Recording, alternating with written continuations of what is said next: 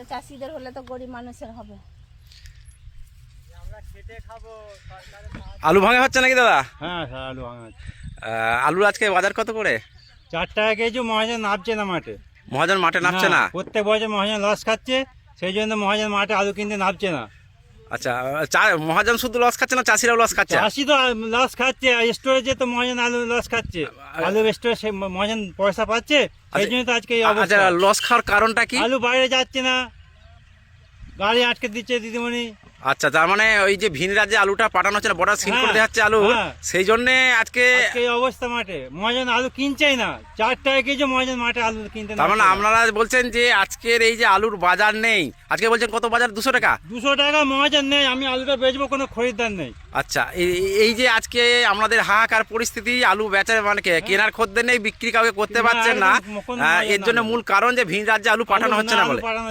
আচ্ছা, এই সরকার যে ন্যূনতম সহায়ক মূল্য ঘোষণা করেছে 9.5 টাকা কেজি বলছে, কোনো কিছু ঘোষণায় নামেই হয়েছে। আপনার সরকারি কোনো আধিকারিক নামে না মাঠে? আধিকারিক নামে না, কারোর মাধ্যমে কোনো আলু কেনা হয় না। আর তারপরে বলা হচ্ছিল যে যেটা মাত্র 70 বস্তা এক একটা চাষিতে নেবে। 7 বস্তাই নেই না, 14 বস্তা। আচ্ছা, না বলছি যদি 70 বস্তাই নেওয়া হয় তা সুরা হয়, কিছুটা সুরা হবে, কিন্তু সেটা হচ্ছে না। তাতে কি আপনাদের খরচা উঠবে? 9.5 টাকা কেজি। আজকে আলু 1 বিঘা জমিতে 30 থেকে 32 হাজার খরচা। আজকে তো আলুটা বিক্রি হলে অর্ধেক পয়সা উঠছে। আচ্ছা, না আমি বলছি ওই যে 9.5 টাকা কেজি যদি সরকার নেয়, তার মানে আপনাদের তাদের কি জমিটাকে 70 টাকা কিনে ওই জমিটাই পয়সা উঠবে, বাকি জমি লস।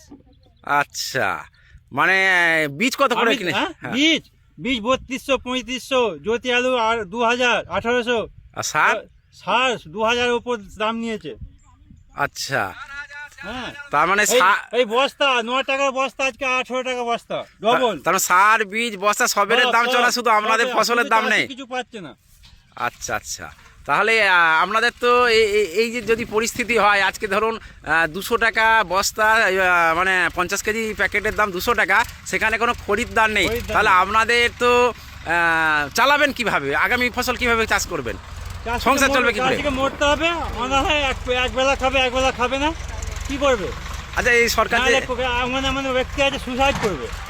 সরকার যে আপনাদের ভাতা টাতা দিচ্ছে, কৃষক ভাতা, কি হবে? ভাতা বছরে 4000, কাউকে যার জমি বেশি 10,000 দিচ্ছে, ওটা কি হবে? সংসার চলবে মানুষের?